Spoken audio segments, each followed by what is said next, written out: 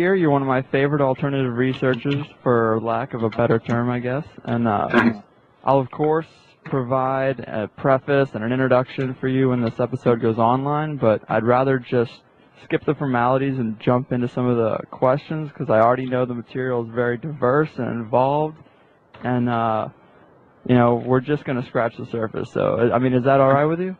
Let's go. Yeah, that's great. Sure. I have no problem with that.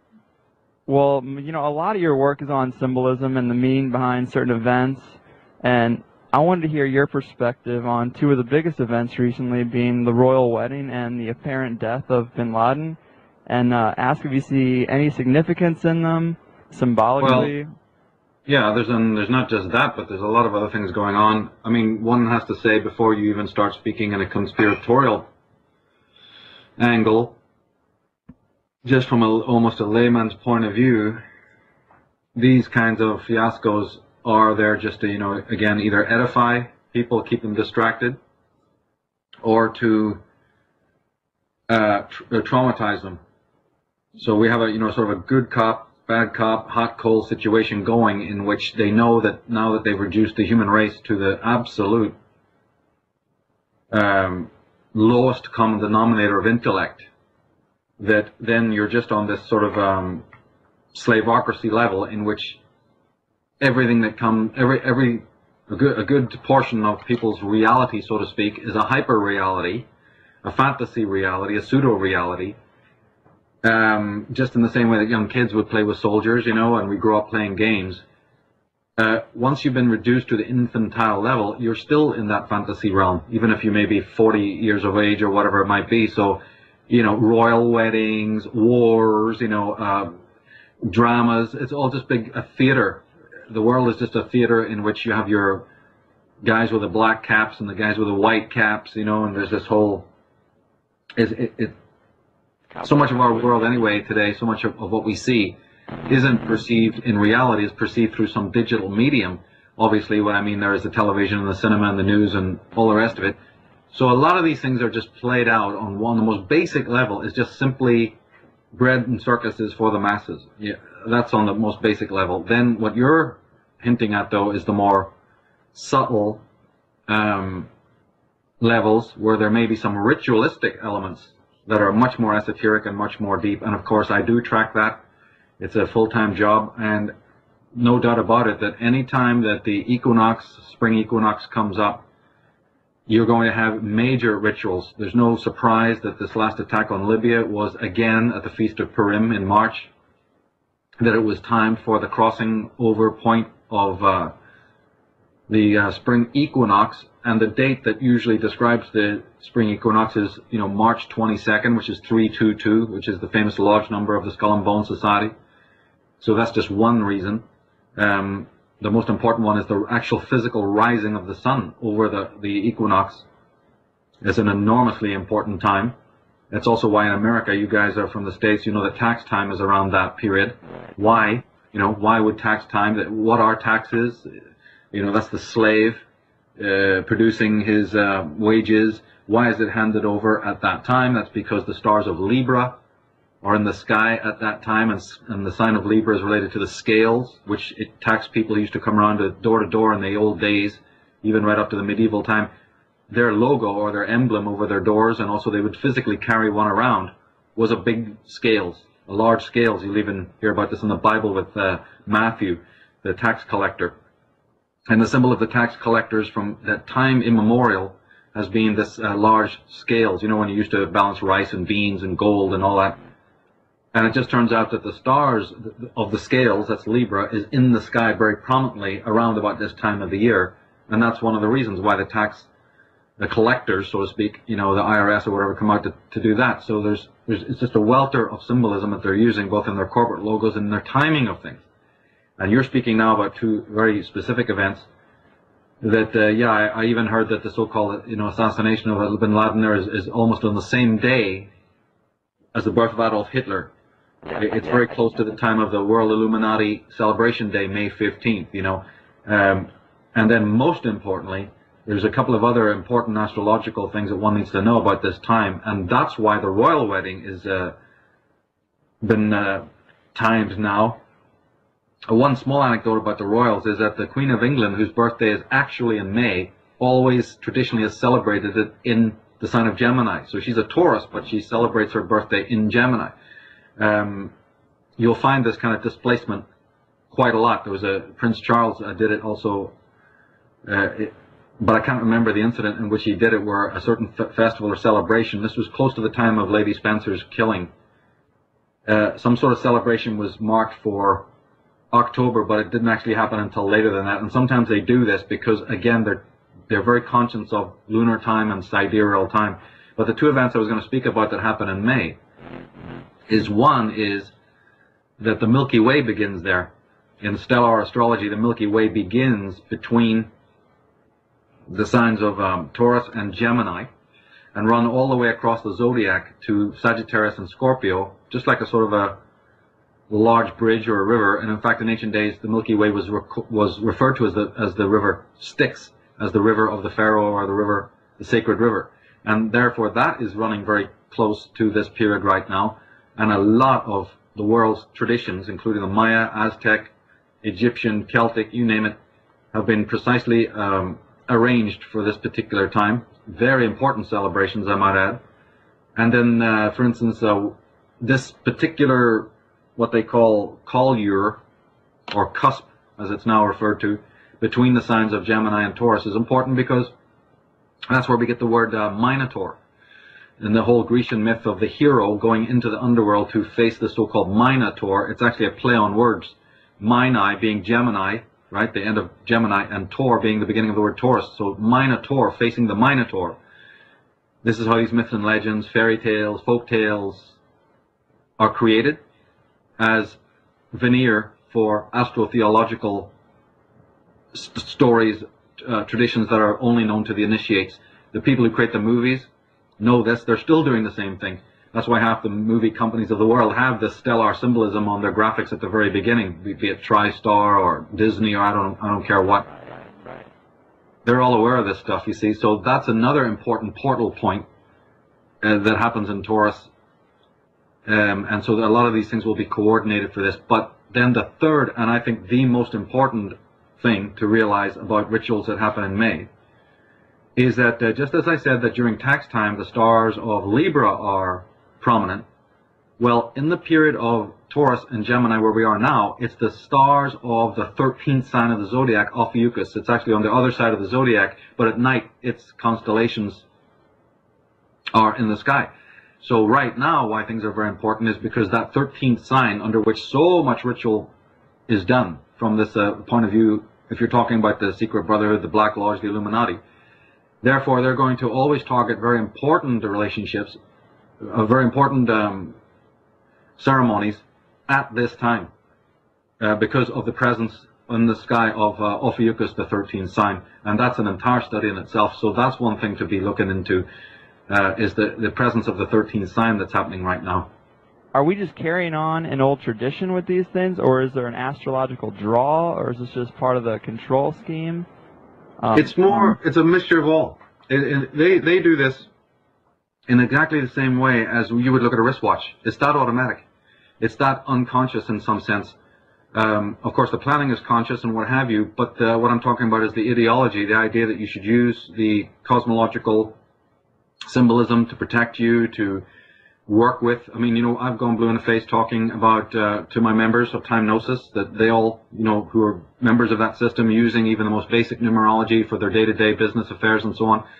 And people get back to me saying, you know, they see incredible, they're actually almost speechless with the amount of empowerment that they get from that kind of system. Well, that's just, you know, that's just a module we've created. That's a very simplistic but, you know, brilliant system. Think about if you had centuries of knowledge that you could draw upon, that your advisors, you know, high-grade astronomers and astrologers, people who knew so much intimate details about symbolism, about numerology, about divination and so on, and alchemy and what have you. So obviously when they have this great power, they want to use it. They are very clever in that sense, and that's why they maintain the power that they have, because really they're not able to maintain it in other ways. If we look at history, we'll see that they've had great setbacks as well.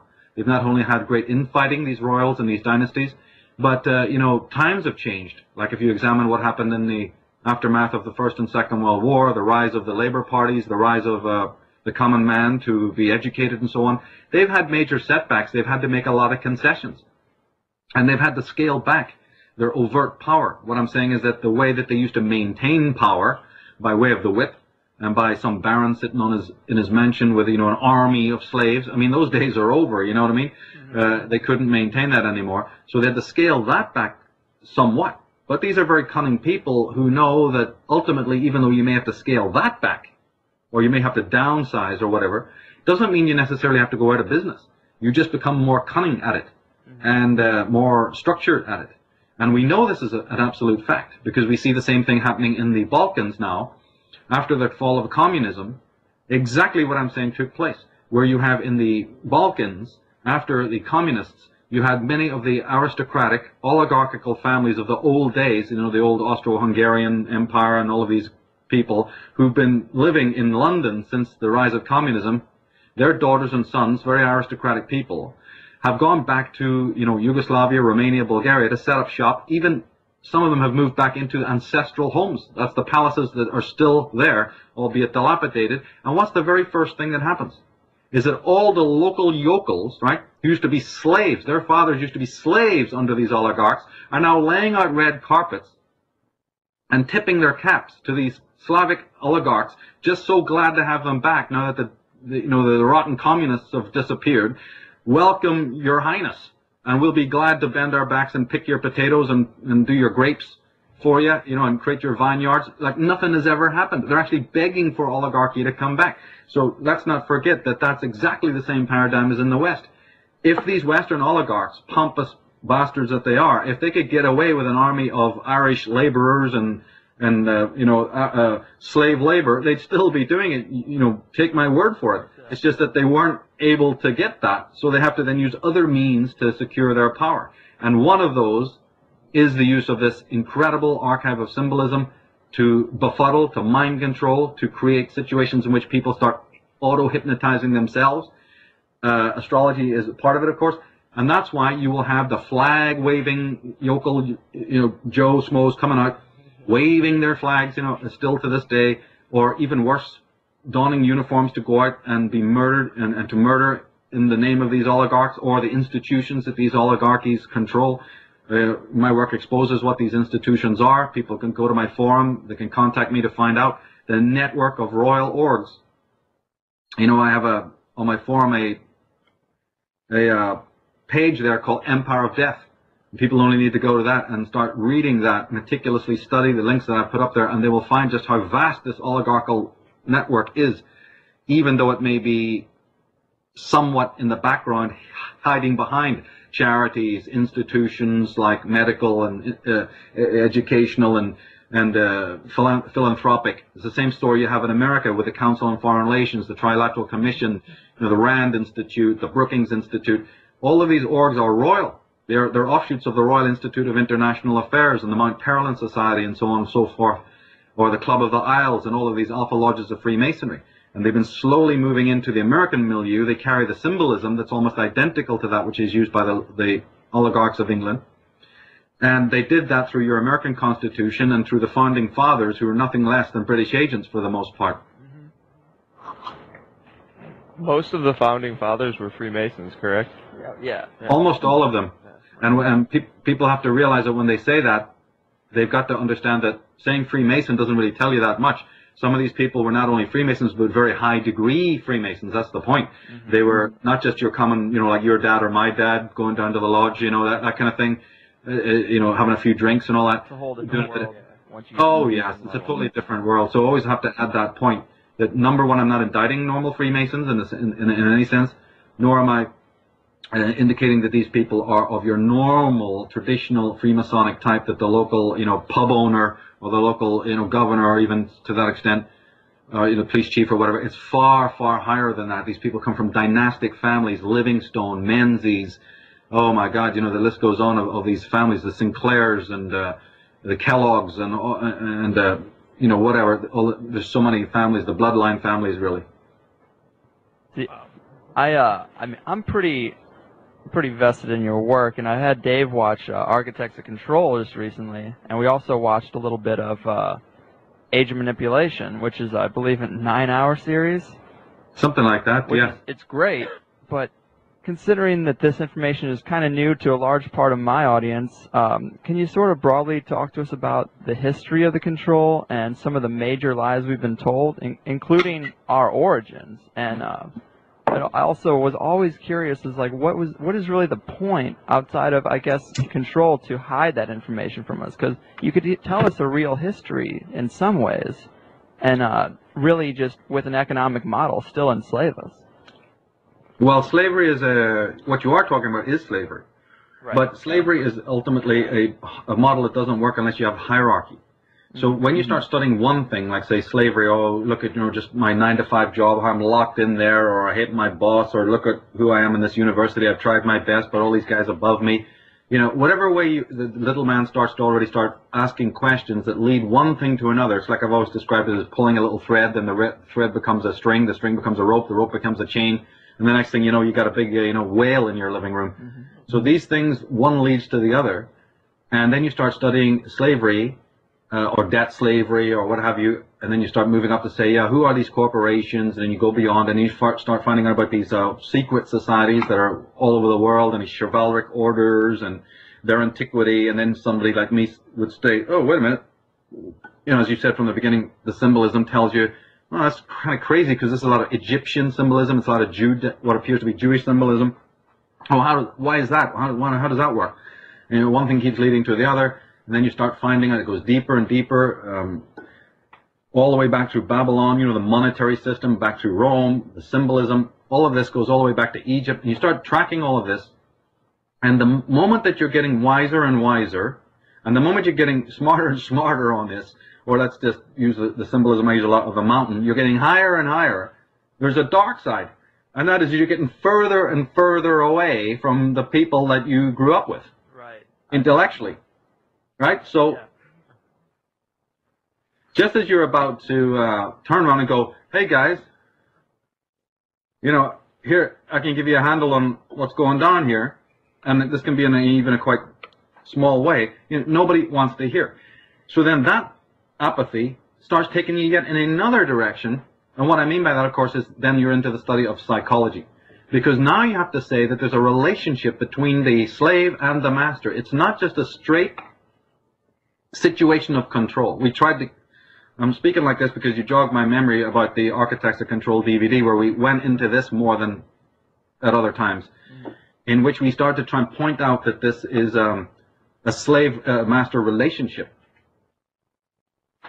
And that can't be understood at all until you understand what it is in the mind of the slave that wants to have the master, wants to obey authority. This takes you into then a lot of what to me is more fascinating information, because as you well know, most of the people in the conspiracy folk, or the people who are into revisionism, will put the focus mostly on that overt control. And they're implying by that the slave actually would love to be free. See, I've never believed this. I actually believe that it's a relationship, just in the same way that you can hear them say it. I mean, you listen to Aldous Huxley and people like that, they'd be glad to tell you this. Right. That man has been a slave, and he's an instrument in his own enslavement.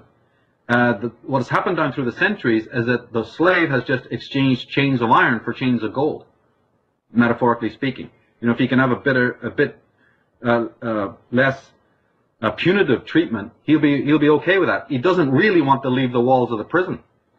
Right. So a person like me is standing there saying, but the gates can be opened, wide open, and you can all leave. And they're all sitting there going, no, you leave. We're happy here. So then what happens is this road then takes you into a study of psychology and the dynamics of consciousness and what have you. And then you start putting your finger on the very nexus of it, the very nub of this whole problem that you then see played out in society, or played out in politics, whereas that it's a relationship between the slave and the master, and you understand then the brilliance of the controller, the big brother, so to speak, as that term has been used, because they're aware of this. As you start getting really clever with this, because you realize that the slave doesn't want to really be free, and that if he gives up one set of chains, he just buys into another one, then you start to understand that it's the slave master who has understood this. This is part of the occult knowledge that they use.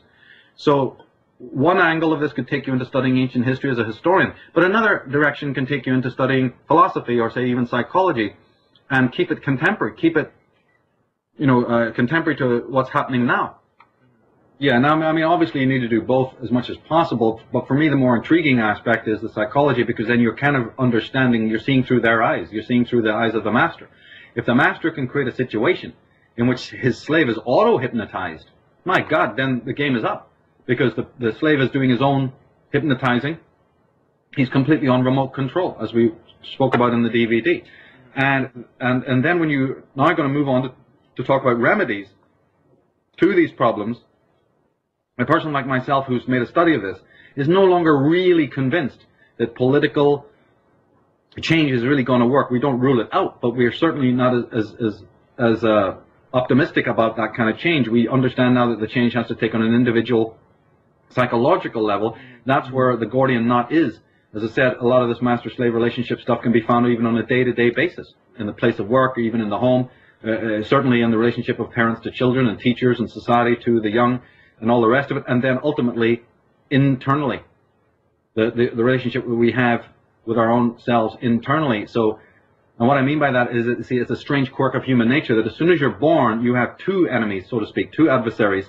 One is the outer world of all of its, quandaries and tribulations and stimuli. You have to defend against that. You've got to negotiate all of that, all the ups and downs and shenanigans of the external world in order to stay sane and to be able to function. But we're also, as human beings, have this internal world, what apparently is the subjective world, to deal with, our own complexes, our own syndromes. So human beings stand on the sort of twilight zone between an external world that's threatening and impenetrable, so to speak, and you have this internal world. And the masters at the top of the ladder know all about this. And one of the methodologies that then they use to keep people in a state of total lockdown is this trauma and the constant fear and the constant anxiety, knowing full well that if you create a lot of external tribulation of whatever kind it may be, hidden and more obvious, that will have a psychological consequence in which the person themselves is just literally drowning, in anxiety. And it's through this fear equals anxiety dynamic that the greatest control operates, really.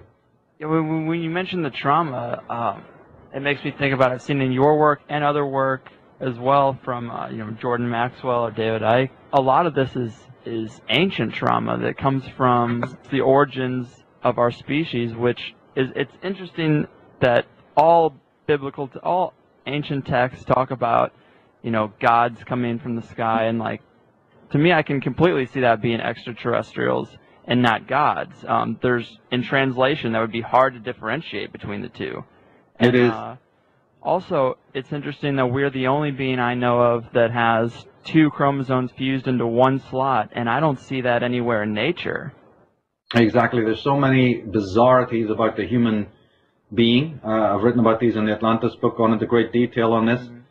And again, I would say that even if you just start from a non-conspiratorial point of view, which means if you can't buy into the idea of alien invasion or whatever, just the very fact of earth changes, just the very fact of cataclysm in a physical sense. There are many authors who've written about this who haven't the faintest idea about conspiracy, and yet they still conclude that the mind was traumatized. One of those people is Julian James, the great scientist. So, and he's not the only one. So there's people from within the traditional world who have accepted that psychologically man suffered a major trauma. There's actually a whole school of these people. I refer to them in my DVD and book. Their names are right there for people to follow that up, who have actually concluded that man is a traumatized being. They all have sort of different takes on what caused the trauma, but they somewhat agree that some sort of earth changes, whether it was desertification, the lack of rain, or it might have been volcanoes, or it might have been, the biblical flood. Some of them even do believe in that through the work of Immanuel Velikovsky and others, and Commons Beaumont and others,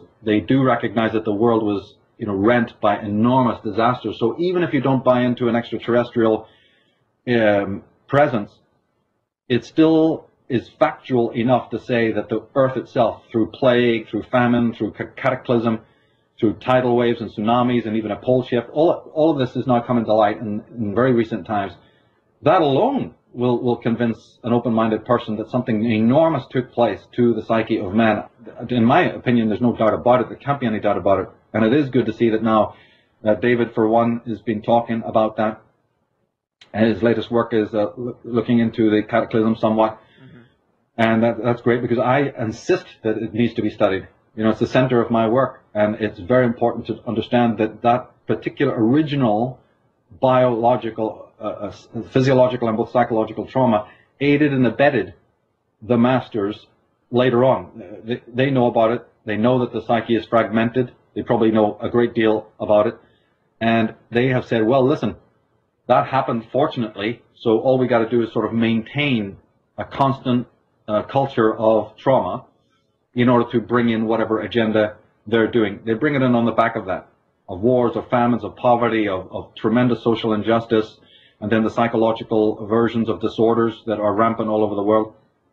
If the mind is already schizoid in its very origin, if what we have as today's consciousness is schizoid in its origin, then it's very simple to create yet further forms of, you know, schizophrenia in human beings. And then since human beings, through their life force, through their energy, create the societies that go on to then create the sociological setting, obviously those societies will then be schizogenic.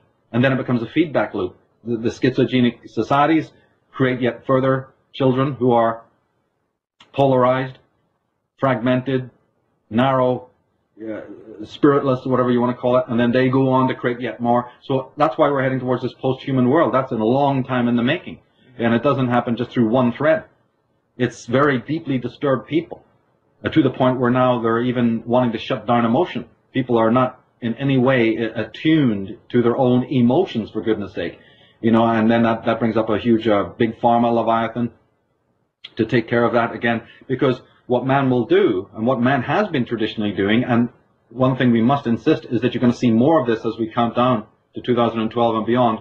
What I'm going to say now is going to be increasing as the years go by, but it has been happening in the past all down through the ages, is that when a human being has that inner anxiety I was talking about, where they have to confront all the inner syndromes and complexes, one of the methodologies that the ego uses to offset responsibility or to just escape that inner trauma is to project it outwards, is to simply say that the reason for all their disorderly feelings or this feeling of anxiety or stress or whatever it might be, it's externally, it's because of this and that and the other. It's because of the economy. It's because of the wars. It's because of, you know, relationships or whatever. Man will always find ways to project his inner angst onto the external world, place the blame there, and then step back, and then again want some authority figure to come in and lead them or guide them or fix it. So we have this problem as well, is what's called the transference, the displacement, or the sublimation. And people not taking personal responsibility for their consciousness or their lives, and then happily, in some sense of the word, projecting it outwards, and then either going to some high priest in the sense of even religion, or the high priests of psychology or psychiatry. Well, that's another master-slave relationship. This is the dynamic that happens when people have lost so much of their own power. Everyone's looking for an expert. Yes, and that's all right to a degree. Naturally, there are experts who are smarter than us, and it's good to find out what they have to say, but not to the extent where you've given up completely the reins of your own thinking, your own biology, and even to a certain extent your own bioenergetics. Your own bioenergetic energy is no longer under your own control. Somebody else rules almost every aspect of your life, in the same way that a dominating parent controls every single aspect of the child's life, to the extent where the child becomes neurotic. Because if a parent... let's just use this metaphor of the parents. The child is already put into a state of neurosis because it's scared that if it does a bad deed, it will lose the love of its parents. I mean, this is just psychology 101, right? Mm-hmm. So child fears, oh yeah, I don't want to do bad things because the parent will get angry, or the parent will get cold, or the parent might reprimand me, and the parent might, even in the most extreme case, lose love. And I'll lose that security, and I'll lose that love of my parent, right, the authority figure. So that's what causes the child to then do good, so to speak. And many psychologists have argued, is the child really doing good out of its own true, actual moral, nature, or is it because it knows it's going to get punished? But that's a separate thing we don't need to go into. All we need to look at is that there is this feeling. And then the child's acts of badness, what would constitute one of those acts of badness? Rebellion, outright aggression. If the child is already worried about a mere infraction bringing the disapproval of the parent, the child is fully aware that if it acts completely aggressively or stands up against the parent for even the parent's misdemeanors, it will suffer an incredible wave of retaliation, right? So what then happens is in the child's mind, the next level of repression is of the aggressive instincts. And see, what my message is that these aggressive instincts are not all necessarily bad. When something rotten is happening to you, you should act aggressively. You should not be all right with it. But very early on as children, we learn that any act of aggression whatsoever will be immediately cause enormously painful reactions. You know, like I say, the complete loss of love from a parent, let alone all these other consequences that might happen. So the instinct of aggression, which is a natural bioenergetic response to the violation of your integrity and the violation of your selfhood, you repress it in order to identify with the master, to identify and get their approval. So in other words, you're willing to accept any kind of tyranny and even accept the approval of that tyranny because you've repressed your own instinct of aggression, and that act of aggression might have been as a defense against the violation of your selfhood. So this is what we see when then we take a step forward and move into the political world or into the sociological world. That's what we have. We have a world of smiling depressives, each one of us seeking the approval of others, and it's a soft tyranny that is taking place. And the moment that any individual, and this is the crux of the matter, and people who are going to think deeply about what I'm going to say now, they will have a big, big piece of the answer here. And that is that the anxiety exists when any kind of show of selfhood emerges. So in other words, that the person who has repressed their instincts, the person who has completely self-mutilated their own selfhood, their anxiety is not a true anxiety, right? Their stress is not a true stress. It's the stress of that selfhood which doesn't go away, trying to reemerge healthfully. So the person's own neurosis, the person's own disorders, of which we know the world is awash in, is actually a pseudo-anxiety, a pseudo-despair, a pseudo-distress, because you're actually been repressing your selfhood. And that selfhood, being a natural, organic, spiritual thing, doesn't die. You can repress it, but it doesn't go away. Anytime that it tries to reemerge in whatever form, that now causes your anxiety. So the anxieties of the world today and the stresses of the world today are actually based on their true voice trying to make a reemergence. So it's incredible how this thing works. And therefore, you're actually self-mutilating yourself. It's the self-murder that I talk about incessantly, this self-sadism that's going on. And you do it to get the approval of these slave masters who are pretty much in the same boat. They're the self-murdered. And then they encourage you to self-murder yourself, and then you do it. And then any anxiety that exists today is not, Greg, the anxiety of, oh my God, I wish we were all free. I just wish we could get rid of Big Brother. I'm losing sleep because we're in a slaveocracy. No, the stress is, gee, I wish I could get a better placement in that slaveocracy. Gee, my biggest problem is I wish I could really get rid of my selfhood completely. I wish it wouldn't bother me at all, and I was able to go along and get along and be a real celebrity, you know, and have everything that Big Brother could hand me. I haven't got enough seniority within the lie. Right. This is what we're dealing with, and that's why that answers, as I said, if people think about this, it'll answer a lot of things. One thing it answers is why so many people in so many parts of the world deny the conspiracy and fall in line. You see, that's why there's so many treacherous, deceptive people all over the world in the state of delusion, so that when somebody like me starts to speak, they go, Michael, you're crazy. Look at all the sane people with their uniforms on, walking in lockstep. What are you telling us, that we're crazy? You see, that's why it's so ubiquitous throughout the world, because it's an inner psychological contract that people have with themselves. And so you have to free yourself, first of all, from that web of lies. You have to ask yourself, not that I've been sold a lie, but why have I bought a lie? Hell yeah. I mean, I find that all the time. The more I talk about this type of material, be it even the control side of it, or even the Nephilim side of it, even the Anunnaki side of all that ancient stuff, or be it Atlantis or UFOs or anything, I'm constantly seeing myself marginalized by people I've known for 15 years that just they don't have an interest, and I'm like, I can't see how they don't have an interest. It's kind of it's like they'd rather continue to play the game and try to get ahead in it, like you said, than admit they're playing a game at all. And yeah, but if you brought out your balls to do a juggling act in front of them, you'd have tons of mates. Exactly. How do we get back to finding our selfhood, as you said? By never asking anybody else how to do it, and by fully by disconnecting that chain. And first of all, just noticing it simply without judgment. Because if you judge yourself, then you're doing the same self-sadism and beating yourself up. Just observe it, like any genealogist observes whatever he observes. It's basically a sort of a rational observation of the self and how we disempower ourselves. My work is entirely based on that. It's a deconstructive process, or I've described it in other ways, an apophatic learning, in which you simply deconstruct and try to break down the kind of barriers that stand in the way of your selfhood. Ultimately, all thinking is destructive. I know people have a very difficult time understanding this, but thinking is deconstructive. The rational, critical apparatus is to break down illusion, to see through lies. Scientists do it every day. Detectives do it every day. We do it every day. Progress is all about looking at how to do a thing better, which means throwing out all redundant ways of doing things. That's what psychoanalysis, psychology, philosophy is all about.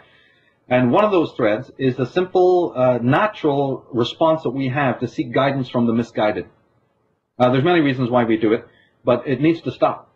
And we have an entire world full of gurus and teachers and pseudo-teachers and misleaders and whatever else, who, because they have a little modicum of knowledge or insight, technical or other, they then set themselves up as gods. This was pointed out even by Socrates, 300 years BC, that this is what people do. And then they set themselves up as authorities and then try to dominate everybody else. They don't awaken your own natural intelligence. Shit, that threatens the hell out of them. They don't want that. So we have all these petty dictatorships, starting from the home, starting from the family level on up. And we have to watch that tendency in ourselves, and we have to realize that when it comes specifically to your question, how do we return to selfhood, there is no A to Z anywhere. There may be some signposts that other teachers and philosophers who've done lots of thinking through the centuries, and we definitely should be up to speed on a lot of their theories, of course, because we don't have, one of the other paradoxes here is that the normal human life isn't long enough to even come to grips with some of this information. That unfortunately is just a built-in problem. One of the things that assists us is the fact that we have, many teachers, many philosophers and great men who have done a lot of this thinking for us and have sort of percolated down a lot of the key answers, and we should be up to speed with what they're talking about, but only as signposts. We still have to walk the map. We can't just get in line behind those guys. They knew what they knew for themselves. Their philosophies was an outcome of their particular psychology as well. Doesn't mean that it's going to fit everything that each other individual understands. So you have to have all these teachings percolate down through your own consciousness, and that means work. That means hard work, and that means cutting no corners.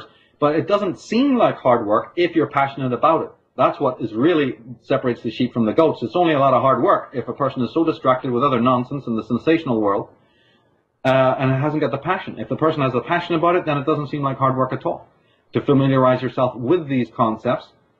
For instance, just explaining why there's the mind-body dualism or whatever it might be, or again starting with the symbolism question, or asking the big question, is there a God, and so forth and so on. If a man is passionate about these kinds of questions, then he will be guided, but he doesn't need any external physical guide necessarily. Those are just signposts that he meets on the way as he is doing the walking. This is the thing to bear in mind. Yeah, I know you're familiar with Alan Watts, but he basically taught me that Zen is just trying to act without that thinking filter. Just act immediately without overthinking it. And when it comes to the symbolism, that is where I think I just drive myself crazy. And, for example, I have a friend, Kyle, who swears by the symbology as well as, the 1111 phenomenon. And for me, it's just a hard thing to believe, and I actually have been talking to him about, I've personally experienced an overwhelmingly amount of coincidences with the number 42, and I don't understand why or what it could mean, and I drive myself crazy with interpreting some of the symbolism in life, because people, lectures talk about the idea that your higher self is trying to talk to you or lead you, or something's trying to lead you, and I drive myself crazy wondering about the interpretation of symbols, or is there meaning in this, or am I just projecting this meaning onto something, and stuff like that. How can we hone in on what's meaningful Well, we do it all the time, but what we do is, like you've just said in your sentence, you beat yourself up for doing it. That natural flow of intelligence that is projecting, and that's a good thing. You're meant to do that. You're meant to see all meaning. When you speak about meaning, there is no meaning external to you at all. All there is existing things. That's where you start. The universe has a bunch of things in it, be it stars or trees or table legs or God knows what, or even for that matter other people.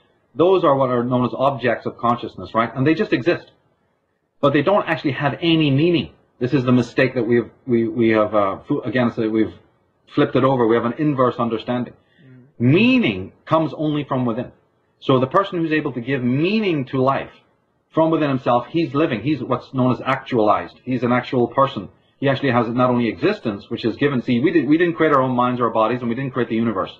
So in philosophy, for instance, they ask, what can you be certain of? Well, you can be certain of one thing. You didn't create yourself, and you didn't create the universe around you. That's certain, period. So start with that. And if you didn't create those things, then you sitting worrying about what existed before God existed and how the universe came in before the Big Bang and what might have been before time is kind of, in a way, really meaningless from an existential point of view, because you weren't there, you didn't create it, and in your one life you probably could never work it out. And even if you did work it out, say some scientists actually cracked this, which they haven't, would it really change the person's existential existence? The answer is no, it wouldn't. Next thing is, you didn't create life on this planet. Let's take it down from the universal right now to just this planet. Life on this planet, what is it, 15 million years old or whatever it is? I can't remember exactly, but we weren't there at the beginning of time when they say that human life or animal life or intelligent life began, right?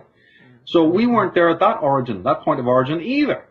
So a lot of worrying about that period of time and what existed before it and how it happened and all that is really, again, useless, meaningless information from a psychological and existential point of view. The only beginning, the only origin, the only miracle that we were privy to is the fact that we ourselves individually were born, and that by being born we grew a thing called consciousness. We're able to think about ourselves, we're able to think about thought, and we're able to have this incredible facility.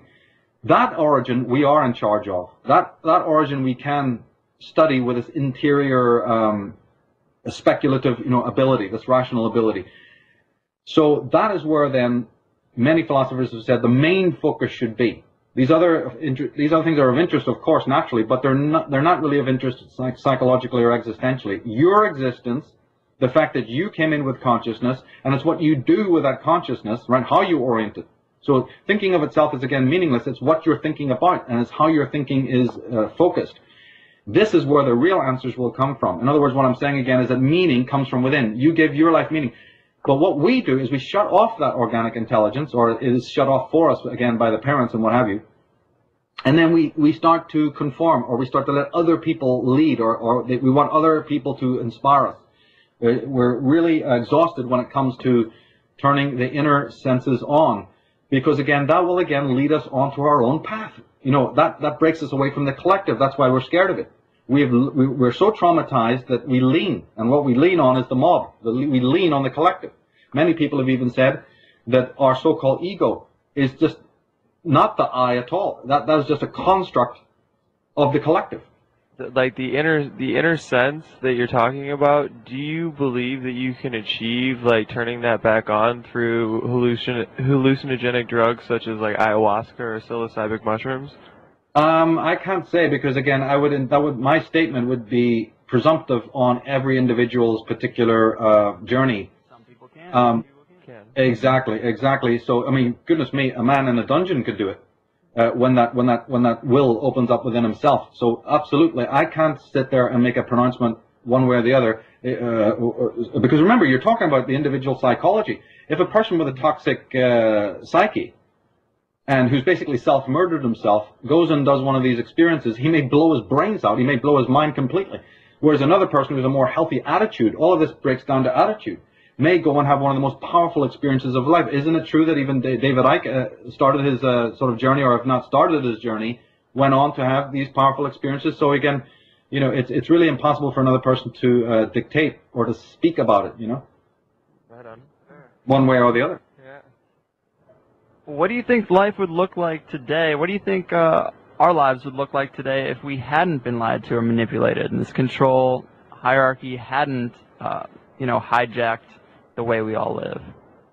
I've thought a lot about that, of course, and I think that also the philosopher Nietzsche and to a certain degree Heidegger were very much looking into that question. And of course they came up with it. The one thing that would have to be removed would be this incredible dependence on the mob, on the collective. They were both critics of the collective consciousness, because they said that the collective energy, and they're not really the only ones, Sigmund Freud and Jung and others have said this in their own language, but Freud, I mean, it was Nietzsche and Heidegger were the deepest, I think, and who sort of put language to this. And they basically were trying to say that, look, your ego, or that part of you that they call I, they didn't use psychological language. So, in fact, Heidegger didn't even use the word consciousness at all, because he didn't believe we were thinking at all. He said we still have to learn how to think. But in very brief summary, I think what they were saying is that because our sense of selfhood is an inauthentic selfhood, it's a pseudo-self, made up of just the approval rating, you know, this collectivism. For instance, let me give you an example. I can't remember who it was, but there was a famous scientist or some sort of psychologist who basically said that a child even learns that it is a separate entity from the simple act of it being looked at by a parent or by other people. When the child grows up, it has no sense in the early stages that it's an individual. It learns about that it is a self because it sees other people looking at it. And then it learns to look at other people in the same way. See, by being looked at, just the act of perception tells the child slowly, I am something that I must be being looked at. And then that develops slowly onto self-looking, like the subjective idea of being able to observe yourself. So in other words, the child wouldn't even have a subjective self, wouldn't even have a clue of its own existence without other people. The point being that there's a healthy need for collectivity, right? It's in the cues and affectations and exchange of body language and words and eye contact that even gives any one of us the feeling of selfhood. So what they're trying to say is if you didn't have other people, you wouldn't even have a self, and we couldn't even possibly conceive what that would be like. But then, of course, you can go too far, because the roots of your sense of self is other people and their existence. It becomes very easy, as we've already been dialoguing in your program here. It's only one step away before that becomes extremely chronic, isn't it? Because since people are the basis of our sense of self, my God, it's only the next step then to becoming completely absorbed in the collective for a sense of self. We may become even addicted to it. So then trying to go cold turkey and come off of that is a very elaborate and difficult process.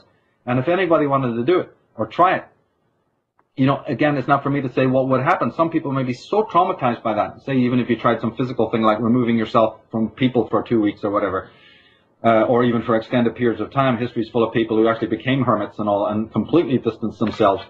You know, again, I can't make any pro or negative statement, you know, about whether that's a good thing or whatever. It depends on the personality of the individual, you know. So, but say somebody did this just purely experimentally, you know, maybe they'd have a complete breakdown and there'd be no self there at all. They'd be just crawling around the floor like some sort of animal. But then, of course, even animals have a sense of self. They obviously do. And so, moving on to say that then, okay, say you don't, and you try to do it gradually to decipher say you stay within society and try to gradually determine what is unique about yourself and what makes you the same as everybody else. Way back in my early first talks, even I addressed this. We know so much about what makes us the same as everybody else. I've said we have very little understanding of what makes us, you know, unique. For instance, Michael. How many guys are called Michael in the world? You know, I mean, it's ridiculous. You know, so it's like what is unique about us? The clothes we wear, the names we have, the food we eat, the ideas in our head, the language we use. We're speaking English or whatever. So you know, everything is shared. What actually then makes us unique? And is there anything at all? I mean, you're talking about the top philosophers in the world at the top of the totem pole haven't got an answer to that. They're still working on it to find out, is there anything that is actually really, truly unique about a person? Now, Heidegger and Nietzsche were, of course, implying that, yeah, there was. You know, there is something that is authentic, unique about an individual, and their systems are there to try and show us how to attain that, you know. And I guess that would also be somewhat what a lot of other famous teachers are trying to allude to. And then you have to know about those systems and come to your own conclusions about which one of these systems that they're talking about, which one of these means to the end, is a means to an end. That becomes a fascinating area of study, you know. So my personal belief is that absolutely. I don't think we were born by accident. I think that all of these things that keep us away from a sense of selfhood can be removed. But it's not so much that they can be removed, it's the way that they're removed. If you remove it in the wrong, it's like, remember that, the $6 million man, Steve Austin? Yeah. He's trying to dismantle this bomb and he does it the wrong way, the whole country's going to blow up. So it's more like, it's like that. It's like the sweat is pouring down your face, because it's not about that can you remove it. It's that if you jiggle or you do it the wrong way, it's going to blow up in your face. So the philosophical process, you have one guy like Alexander coming with a freaking sword to cut through the Gordian knot. Maybe that's not quite the right way. That's a way for him, but it may not be the same way for everybody else. To approach consciousness the wrong way can make you insane. Somebody would argue that that's what happened to poor Nietzsche, and many other people that you could name. The lunatic asylums are filled with people who've actually seen the light. They know a hell of a lot, but they couldn't handle what they saw. So again, it's the way in which a lot of things are done is far more important than the what is being done. And that again, you can't really train somebody for. You can't. You can show a person how to use, like I say, a bow and arrow, right? But you can't change their perception. I mean, if they're half blind, there's nothing you can do. Even if you show them exactly how to put the string on the bow and put the arrow right and pull it back right and even stand right. But if they're blind and their eyesight is hopeless, there's no chance of them getting to hit that target. So you can show somebody a certain amount, 50%, but they have to bring their own unique skills and perception and acuity and brilliance to it. And then you have the miracle of life. So again, pointing out forever, like you said, Alan Watts, there's been a whole history of great teachers who have shown us what to do. Krishnamurti and you name it. Or like I said, these Nietzsches and Heideggers and all, but it doesn't necessarily mean that everyone's going to go and do it. They have to say, hey, this is what I've discovered. And then you got to say, yeah, well, let me try and do the experiment as well and see what comes with this. So I do believe that these dependencies are bad. I do believe that people have a pathology that can be healed and can be removed. But again, it's all about how you do it. What's your intention as to why you're doing it? As you know, a lot of people will want enlightenment for the wrong reasons. They may want it to have more power over people or whatever, or they may want to sit at the right hand of God or whatever it might be. So the reasons, the motives, may be, the thing that they want might look good on paper. But do we really know the reasons why they want to do it? What's the motive behind it? Could be really, really negative. We're all motivated by something. Yeah. There's good motivations and bad motivations. I mean, I've always had a problem with, why would you want to be a guru? Why would you want to be a Sai Baba? Even if you have seen the light. You mean to tell me that you've gone and seen the light and then you're happy the fact with a bunch of completely clueless, auto-hypnotized millions sit in front of you on their knees looking up to you like God? I got a problem with that right away. But then I see a lot of other people don't. They think that's wonderful that he's there making all these miracles and enlightening everyone. So it's again, there's so many schools of thought. I can look at somebody and think that's a charlatan. That's a person, even if he has the light, why would he be using it this way? But another person might come along and go, no, it's a wonderful thing, all these repressed Americans and all, they can sit there and, this is wonderful. This is really going to help them become enlightened, You get more enlightenment out of watching Star Trek than sitting at some Indian guru's feet. I don't know. So it's all perception. It's all an individual's take on it. Some people want to escape themselves so much that they'll seek for the first, guy waving an incense stick and dressed in orange to sell their soul to. There's millions of ways to escape. Working in a job from 9 to 5, looking for that success, Tyranny, you may not put a gun to somebody's head and dress in military, gear with a bunch of medals on your chest. You may want to be the next, Nobel Prize winner or something like that. That's another power trip, you see. So it can be done under the pretext of doing charity or humanity for people. In psychology and philosophy, you always look into motives. You're not so fooled by the outward show of things, which so many people in our world today are completely bamboozled by, the outward show. They've got to think about the motives, the psychological motives.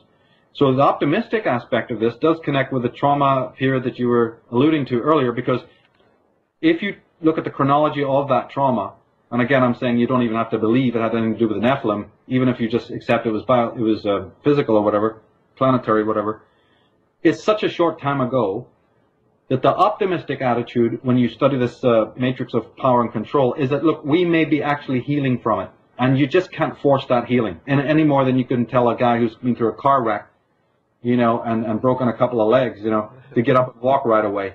So this trauma that happened to all the human race. We're in a healing cycle, and so it's kind of really not too clever or rational to be utterly pessimistic, because these things do take time, and what I mean is centuries.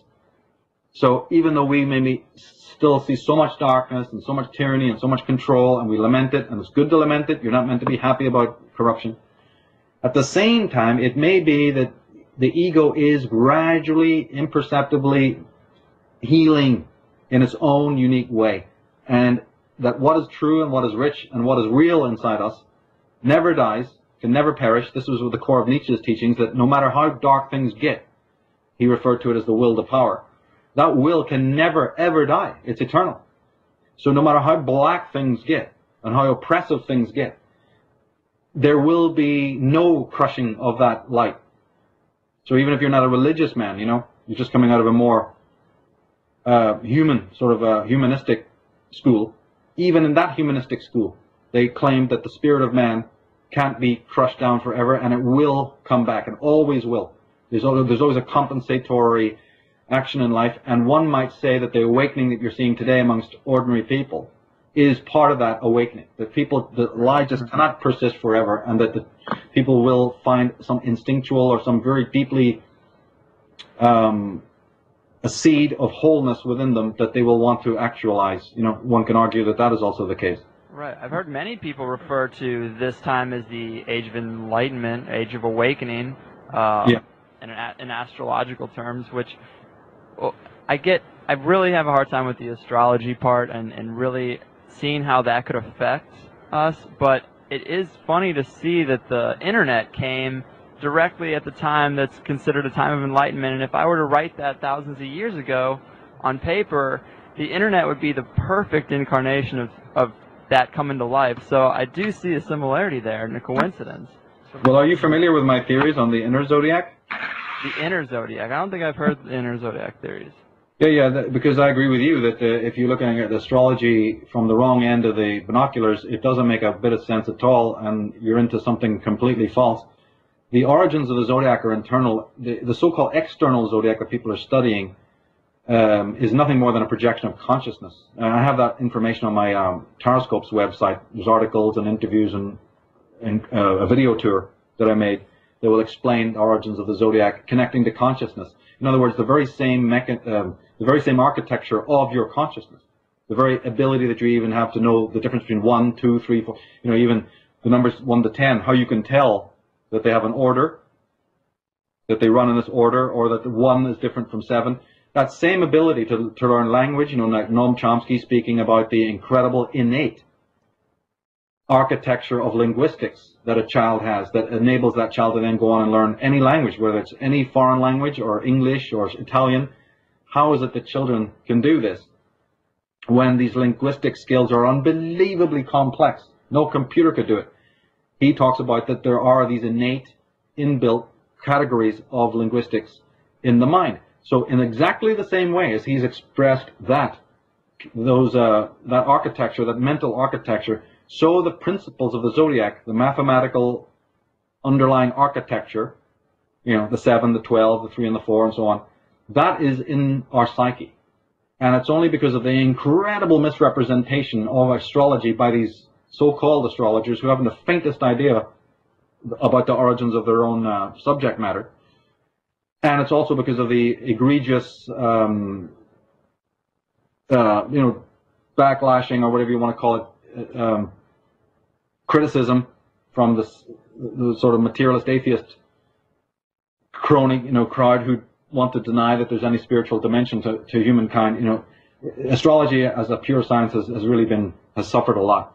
But when you understand that it is based on a projection of human consciousness, then you'll start to understand more about what goes on. The zodiac, whether you're talking about the great ages, the more processional ages, or you're talking about the yearly zodiac, these are just simply projections of human consciousness. So I always encourage my audience to, go and study up on that so they get more clear on when I even myself make, slip and talk about Uranus or Pluto or Venus or Sun. I always try to, caveat that by saying that, look, I don't actually mean some planet in space necessarily. I'm speaking about an archetypal force. Yeah, like a more of a spiritual, sort of a psycho physical force. It's just a means of communication, like music.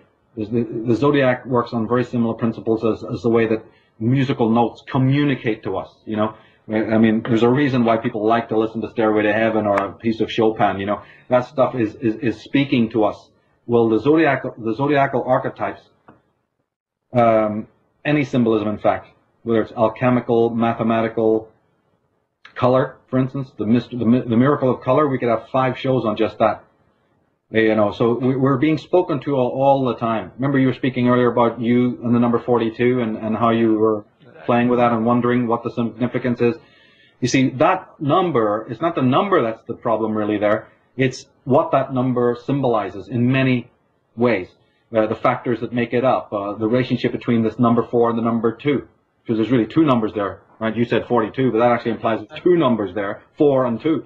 And those numbers got a lot of different spiritual, esoteric relationships. But to cut it short, what I mean is that numbers, be it 1 to 10, they are themselves meaningless. Like I said, those are just things that exist. What exists behind them is frequency, energy. And those are archetypes. So the numbers are really messengers of a certain vibration. They're conveying a certain vibration. For instance, the number 4 basically conveys the vibration of order, structure, and practicality, you know? So each number represents a particular frequency. That can be universalized, like in most numerology, we'd say those numbers go for everybody, and that's fine and dandy, but ultimately, each individual has a personal relationship with those numbers as well. When one would get into it and study it and come to their own relationship, you know, some people, for instance, I'll give you one example of the number 4, mandalas. When Carl Jung famously had these clients who went through, it wasn't even really major breakthroughs. It was almost like just the first stage of the breakthroughs that they had. Something led them to express themselves by painting mandalas. As you know, mandalas are made of 4, right? Mm-hmm. A lot of them are the square symbolism. And so what is that? Well, Nietzsche would have come along and said, well, I'll tell you what that is. That is a man's aesthetic response. Because man is primarily an aesthetic creature. Long before he uses his reason, long before he even becomes aware that there's a mathematical order to the universe, long before any of that left brain stuff, every man, including every child, is turned on initially by the simple beauty of what's around it. In fact, Nietzsche took this to the extent, anyone who wants to know Nietzsche has to understand that the aesthetic appreciation and aesthetic creations like music and art, actually going and doing it, writing poetry, this was the center of his philosophy, and many others have swore by this as well, that they claim that the whole meaning of life is based on this aesthetic appreciation. But without even getting into any of that, just the very fact that nature was so intoxicatingly beautiful to look at, even thunderstorms or lightning or the sunrise or whatever it might be, the miracle of the flow of river, you know, a river and whatever, this made man wonder, wow, how did this all come into being? And so they saw that man's original state of consciousness was just this completely spontaneous response to beauty, right? And we still have it today. And in fact, I mean, we know this because you can look down through all of history, and all the people that we admire, including the Leonardo da Vinci's, were artists before they were geometrists or scientists. They were the greatest minds in the world, were often scientifically inclined, but they were also extremely artistic. I mean, half the buildings we live in, half the state buildings of the world, based on that Romanesque design, for instance, were designed not just by people who had brilliant mathematical skills and geometric skills, but were also incredibly inspired artistically, like Vitruvius and Pacioli and all of these other guys, you see. Same thing in music. So, yeah, music is mathematical to the extent that you got to know the notes and you got to know the, you know, the writing aspect of music. But long before that, and even at the end of it, it's more about the beautiful aspect of it. You see, so half the stuff that we do in the world, or more of it, is motivated by this aesthetic sense. And therefore, that's important as well to bear in mind that we have this innately within ourselves. And when you're responding then to those numbers just represent, in geometrical form, they may represent some sort of geometry, or they may represent some sort of Archimedean geometry, like the Platonic solids and what have you. A lot of people, when they see numbers like 333 and 777 and 888 and 222, there's a lot of triad numbers appear for people. I think you mentioned even yourself earlier on 1111. Yeah. Was that you that mentioned that? It is. It's a friend of mine. He's convinced that the coincidence of 1111, seeing it in not only in he sees like a double L in his last name and the last name of his girlfriend, and he sees symbolism in that being 1111. Understood. Addresses and times that things happen when he's thinking of certain things, and mile markers on driving on the highway. Well, this is a language that when you're coming to it from this left brain point of view, it seems very strange, and a lot of people can think you're kind of crazy. But what's actually happening is that slowly the natural intelligence that we've been alluding to before, or if you want to say right brain or this aesthetic sense or whatever it might be, that's awakening. And we stop it. We get freaked out by it, and we stop doing it. And therefore, like right now on the clock as I'm looking, where I'm in Europe, it says 3:14. That's pi. Right. Yeah. So now, how significant is pi? It's so significant. We just happen now to be talking about sacred geometry and numerology and the mystical aspects of a number, and I'm looking at the clock, and it's 3:14 exactly. The left brain goes, complete coincidence, has no meaning. But who's to say to me it has no meaning? I decide whether it has meaning or not. You see, as we said earlier, it connects to that thing about bringing meaning out from yourself. So this natural organic flow, so these numbers, now say your friend went and started to discover about the Platonic solids, the dodecahedron, the cube octahedron, the tetrahedron, right? Mm-hmm. Which happen to be based on the cellular structure of the body, and there's so many other authors who have gone into this far more deeply than I've done, people like Drunvalo Melchizedek and even Greg Braden to a certain extent. There's many books out on this subject. You will start to find that the dimensions of these Platonic solids, there's 5 Platonic solids and 18 Archimedean solids, and those, by the way, are in the universe. Those just embody the very essence of the architecture of the universe, right? You will start to discover that these very numbers that you keep noticing, or some part of your brain is attracted to, turn out to be the numbers that are the numbers of these vertices and the numbers of the sides and the dimensions of these particular objects, these solids, or even the body human itself. The human body's dimensions itself from a Pythagorean Fibonacci point of view. And you have the Fibonacci series, you've got many other spiritual esoteric series that are inherent in the natural order. There's the ones that you know about, and then there's the ones they don't want you to know about.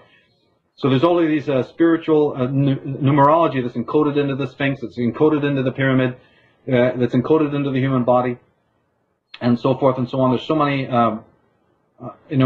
books I could refer to people who are, if they're fascinated by this. I've gone into it at great length in my own work.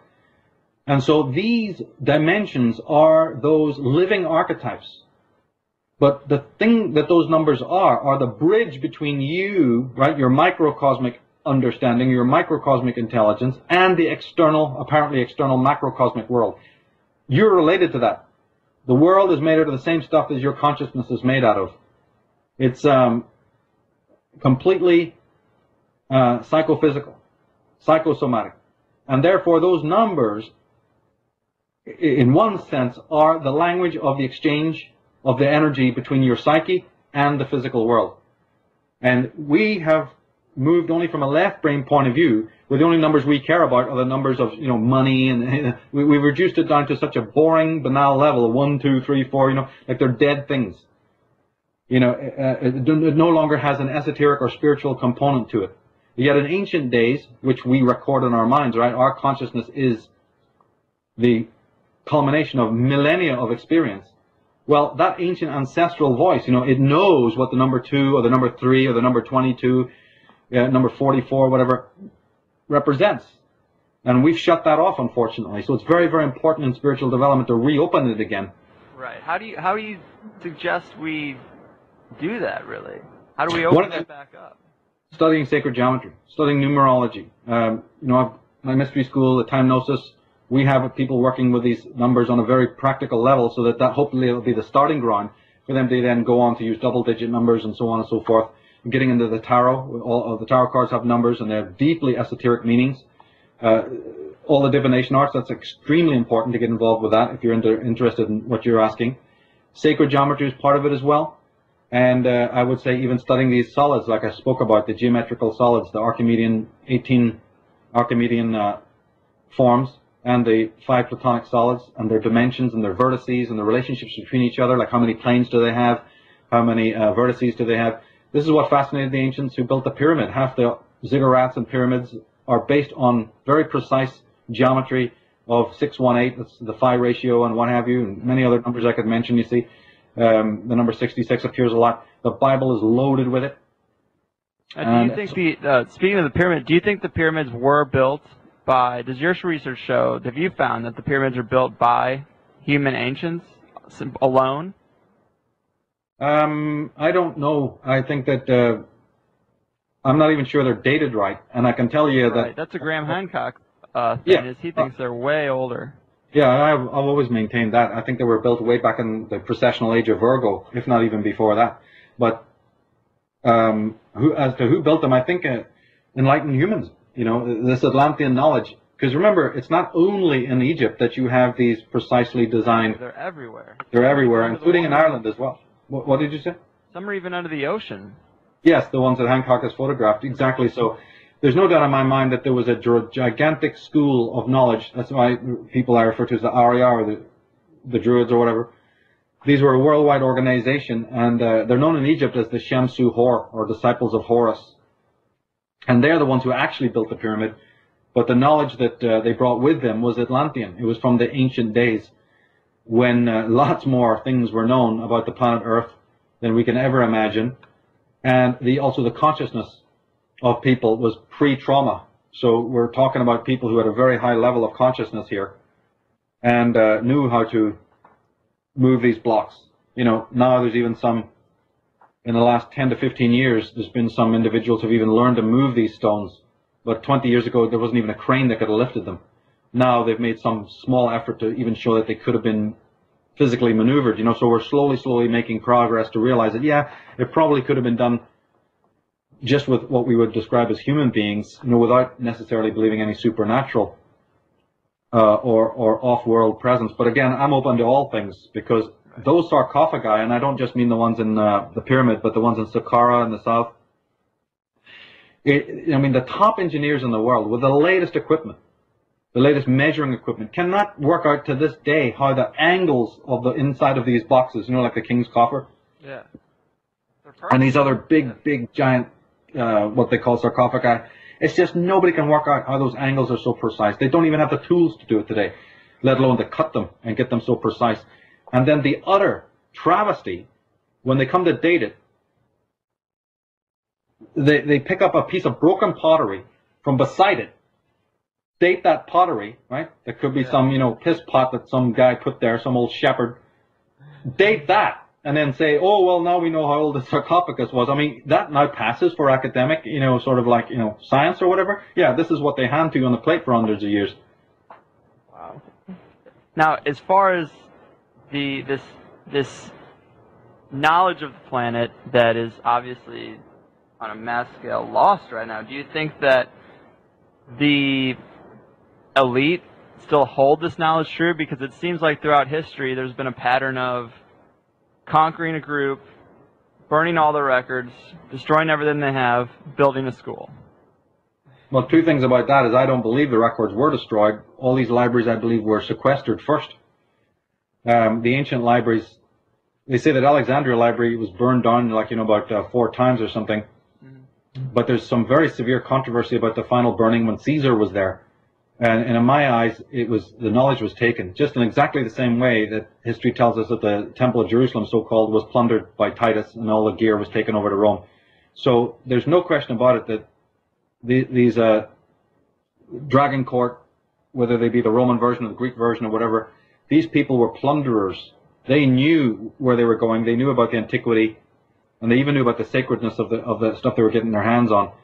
So number one, I don't believe that it was burned. I believed it was sequestered, and they've had access to that through their private libraries. We all know about the famous Vatican Library, but that's only one of many private libraries all over the world that nobody would have a chance to get into, not even on a very high level, not even if you were a very senior academic. There's libraries that they just simply would not let you have access to unless you're an extremely high-level Freemason or, you know, member of the Illuminati or what have you. Now and again, something leaks out here and there, but ultimately, you know, all that'll leak out is that, that these things exist. What's in them never gets sort of revealed or what have you. Yeah, it's funny that after thousands of years, no ruling member of the elite has ever just come forward with a smoking gun just out of guilt. Because they have a lot to lose. Remember, it's a simple mafioso situation in which, first of all, most of them are ideologically completely in agreement with what's taking place. Secondly, they've got a lot to lose because once you go through their system, and I mean even just in a more sort of a humdrum, you know, you went to their colleges, you joined their fraternities, you did well, and then you moved on and they put you in a nice position, you were the head of this or you were the head of that, you know, they give you a bank to run or a country to run and all this kind of thing. You know, or a big shipping line or whatever, you know, you don't really have, you know, the power to sort of turn back. I mean, one of the things you got to understand about these guys is they sacrifice a hell of a lot to take that silver spoon. I mean, you know, that has to be understood. There's really no way out. I mean, there's a movie called Brotherhood of the Bell that sort of lays this on the line and shows you how difficult it is. You know, because they'll ruin you. And if they don't ruin you first, they'll ruin your brother. His business will suddenly go bankrupt for some bizarre reason, you know, or whatever. They will mess with people around you to give you the warning. And most of the highest level guys don't even need the warning because it's already inbuilt into their brain that if you ever think that you're going to, you know, bite the hand that feeds you here, think again. Because they'll make you very aware of the fact that others have tried it and lost. So this minimizes it. It doesn't rule it out completely. Right. And it doesn't stop accidents from happening. For instance, during Perestroika, you know, lots of files were left just stupidly. Big buildings full of precious files were left unguarded. And so independent journalists were able to go in and grab all of the stuff. Same thing happened in Franco's during the Civil War in the, you know, the Nazi, or the fascist leader Franco in Spain. An incident, for instance, like will happen where the Allies came and bombed the whole of Barcelona, and the bombs did strike the government buildings. And all the filing cabinets were like blown open, right? And all the soldiers and everybody in the guards had scattered, leaving some very important journalists to run in and basically grab and hide all those precious files and then spent their life translating it. And because of that, we have authors that we know now amazing things about, you know, the Jesuit connection to Franco, or we know something about the secret society Freemasonic connection that never would have come out any other way, you see. So there's flukes that happen. There is the occasional whistleblowing person, but it doesn't happen often, and it happens enough, I think, for people like myself and Yuri Lina and other people to go and, you know, gather that data. But certainly, yes, it's not as much as you'd want, no. But coming back to your original question, do they have the knowledge? Do they maintain that ancient knowledge? The answer is absolutely yes. We know that this is the case because the ley lines, the architecture. You only need to go back to the rise of the Templars in Britain. The Templars go a long way back, right back to the 9th century, 13th century, what have you. But even if you just deal with the 11th century of the original Templar families coming to England during the Battle of Hastings, the simple fact of their ability to position their houses, monasteries, and subsequently their churches and their state buildings on key areas of the geomantic grid is just could not be coincidence. Well, Washington is set up that way. If I'm yes, exactly. Yeah. Same thing again over in America. In that situation, you find that just so much precision. And when you really get into it, and you find out how much they observed the movement of certain planets, individual planets, particularly Jupiter, but then stars like the movement of the star Sirius, for instance. The meticulous observation of any of this is obviously not dreamt up in 5 minutes. I mean, these things are very difficult. And remember, you have to sequester it, because you can't even let ordinary, clever laymen know about it. Not all laymen are stupid. Some of them are very intelligent, but they're not in on the game. So you have to have these fraternities. You have to have these secret fraternities to make sure that this knowledge isn't even then misused by what they would call muggers in the street, right? That's highly intelligent laymen who shouldn't know this. And we don't want those laymen also going out and teaching everybody else how to do it either. So remember, occult knowledge is occult because they want to keep it for themselves. They don't want you doing it. They don't want you finding out about it, and so they've locked it down. That's why if you try and go and study anything that's more esoteric, well, you're not going to be able to.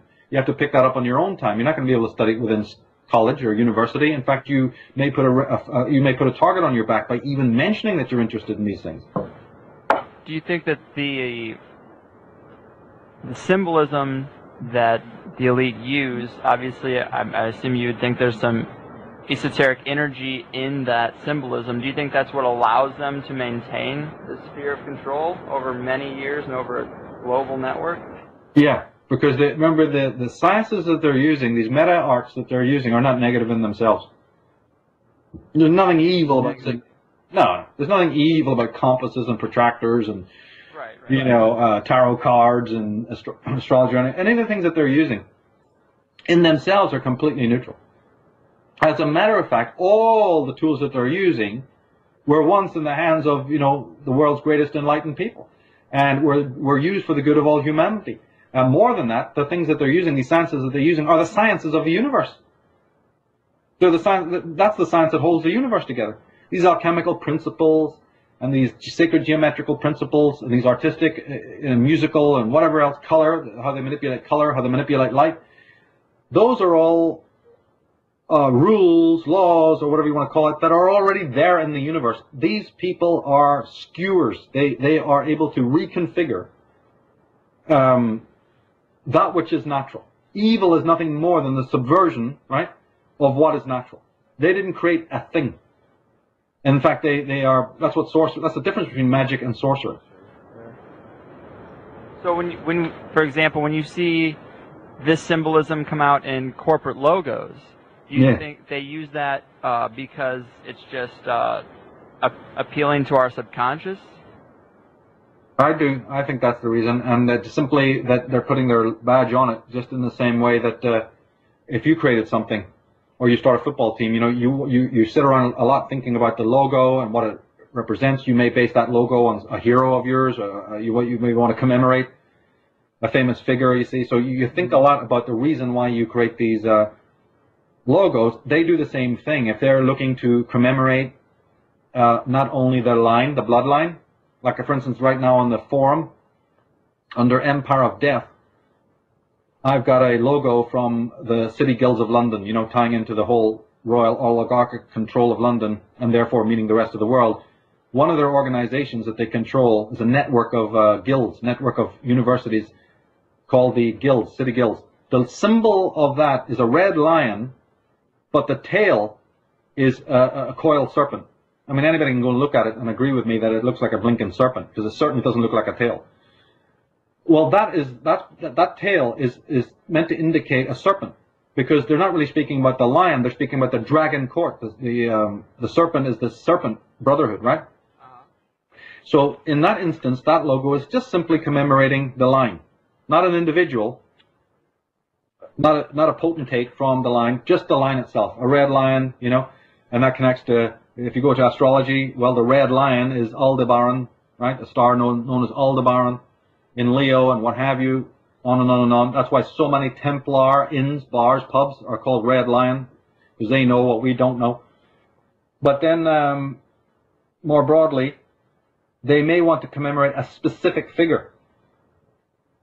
And therefore, the logo will now actually be representing a person or some trait that they had, or colors that they preferred, or something out of their own coat of arms. There's all sorts of ways of doing this arrangement. It ties into even why somebody came along, they wanted to identify Obama, his facial features, and his presidency with Akhenaten. It's the same thing I'm telling you about. When you study this stuff, that's nothing remarkable there at all. To everyone else, it's remarkable. As a matter of fact, that's the sun symbol was part of it. Yeah. That's exactly. That's like, do me a favor. In fact, I've got it on the forum. If you take the symbol of his little round solar symbol with the 3 striations, and put it right next door to the Akhenaten symbol of the sun, and I've got it right there on the symbolism page in the forum. I mean, a complete imbecile can see that they're a designer take on the same thing. So this is what they do habitually. It's just the way they do things. We may only notice it once in our entire lives, and then go, wow, that's really weird. These guys are masters on it. I mean, you can't go to a state building You can go to Christian churches and find the green man. You know, you can find the head of Mithras. You can find the head of Dionysus, and all sorts of paganism symbolism on Christian churches, on civic buildings, checkered floors galore. How many people walk across the checkered floor when they walk into a state building, or even for that matter, a university or college? How many of those people, I'm just asking a simple question, it's nothing to do with anything conspiratorial. How many people actually know that the checkered floor refers to the Knights Templars and the Cistercian order? Just simply that. No. Right. Very few. Not even the teachers who do it every day. So there you go. But yet they're in this university, meant to be learning things, meant to be educated, and couldn't tell you why the dimensions of a portal, you know, are that way, or you know, there's people going around with the name Tyler or whatever, wouldn't even know where that word came from. They wouldn't even know what it means, that it's Masonic. You know, people going around calling, yeah, I'm called Stephen Cohen. What's the word Cohen mean? Well, I don't know. You know, so it's right there in plain sight. We're not talking, in one way we say, people like me are always talking about this is esoteric and that's esoteric. In one way, that's not even really true. A lot of it's so obvious, you know what I mean, that it's really not esoteric. It's right there in plain view, so it's a combination.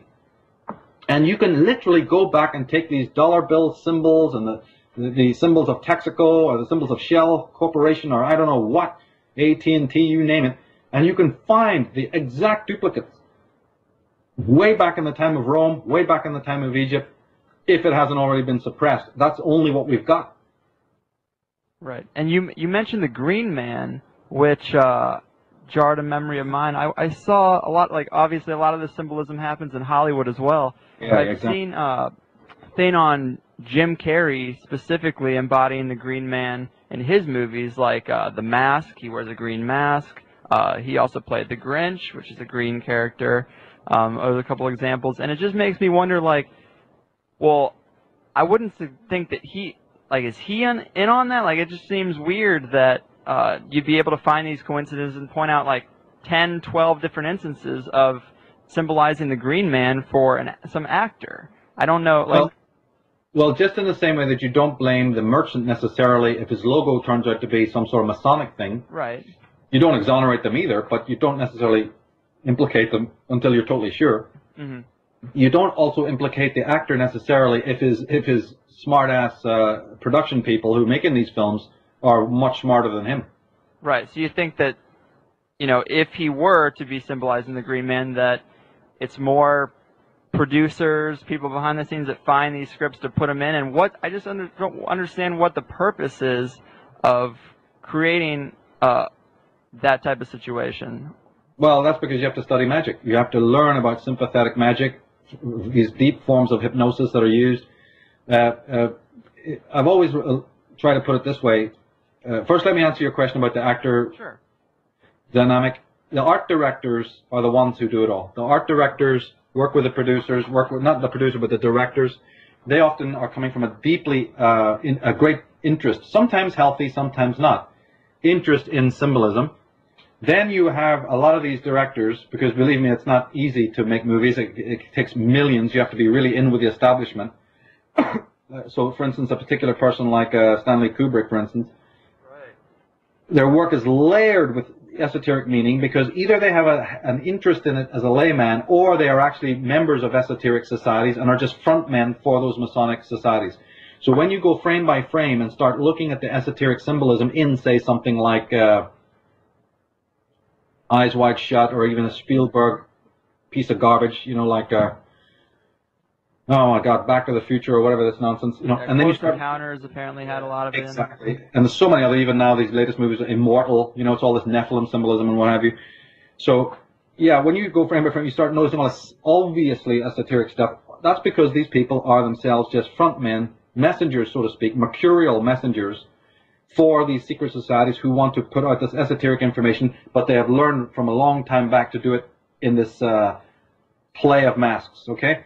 Now, that doesn't mean that the guy who's trying to earn a living at the end, often they're completely ignorant. I mean, I've even tracked some of these films when the actor is being interviewed about some of the symbolism, you know. I mean, they're totally idiotic. They don't have a clue. Sometimes they do, sometimes they don't. All I can say is that, yeah, there's a humongous difference between the level of intelligence of a Peter Weir, who would make the Truman Show, and the actor, right, who if you ask him later on after the movie's made, so what do you think that meant when you went through a door in the sky? Well, gee, I don't really know, you know. Yeah, so I got paid. Exactly. They're like performing seals. Later on, they may become a little bit more knowledgeable, and certainly if they want to go on and direct anything, they're going to have to start getting into it. And believe me, I'm the first to say that I'm skeptical about all of these people, actors included. I mean, I am really skeptical about them all. I do believe there's one big giant cabal there in Hollywood that a lot of these guys are in the know. I'm very unforgiving with them, but at the same time, one has to always say, take each individual case as it goes. But then getting on to the more deeper question of the esoteric stuff is, I sum it up like this. One of the most important things to always remember when you're dealing with the multimedia here, and especially the people who create video games and all of this media, visual media, is that we would be in a dire strait, psychotic state if they weren't able to drip feed us some of the archetypal symbolism that they've also raped us of by the other hand. In order to get the slave to be the slave, you had to rape him through his life, through centuries of time, on this archetypal level. You've got to put, 50-foot steel doors between him and his true self, or you have to shut down the right brain. There's many ways of languaging this. You have to shut down his aesthetic appreciation, like we talked about Nietzsche saying you have to open it up again. But what they have discovered, to their horror, is that if you do that, then you basically have a psychotic creature on your hands. Now, they don't mind that to a degree, but the psychotic has still got to get into his car every day and go down there and push the wheel. He's still got to breed a new generation of slaves and whatever else, you see, to run the entire planet. So they only want a certain neurotic individual so fucked up that he won't be able to do his inner homework to find his spiritual core. But he shouldn't be so crazed out, so lost, that he can't perform his duties for Big Brother. So what they do then is they send you down to the cinema, or they put these, because they know that the food of the mind must be symbolic. You're missing this whole archive inside yourself that they have suppressed. They've raped whole nations, man. I'm talking about the wholesale rape of entire groups of people, not just the Druids, but many other powerful Gnostic spiritual groups who used to teach people this, who very much were using symbolism, who were trying to awaken this aesthetic sense, or had it awakened. So we have had centuries of purgation so that your modern man is utterly vagrant, utterly cut off from these symbolic roots. I mean, Carl Jung went blue in the face talking about this. And so they've realized that that has made man very weak. So by creating this aesthetic movement and putting in it so many deep, archetypal, ancient, look at the movie The Fountain. Look how much the Tree of Life, I'm obsessed with this I tried concept. to watch that. That was a weird movie. Remember that? And then, we tried watching that, and that movie was just so odd. Yeah, well, very, very, very bizarre movie. Now, one of the central themes in it is this Tree of Life. I mean, I'm obsessed with that. I've got a whole thing coming out of that. I've got a whole appendices on it. And there it is in this movie. It takes central place, not just in this movie, but the religious symbolism of the Tree of Life goes back unbelievably many thousands of years. You can find it in the earliest Babylonian symbolism. It's right there in the book of Genesis. And here it is as a central character, in this modern film, with all this archetypal symbolism around it. So the people who do this, they know that they have to, every now and again, give you that. I think a good parallel would be, isn't it, that when you're a drug addict, like a heroin addict, and if you declare that you are, you can get free needles and they inject you with some of the heroin or something? Is that what they do? I don't know, Dave. That they don't do that in the States, but they do that in some parts of the world, yeah.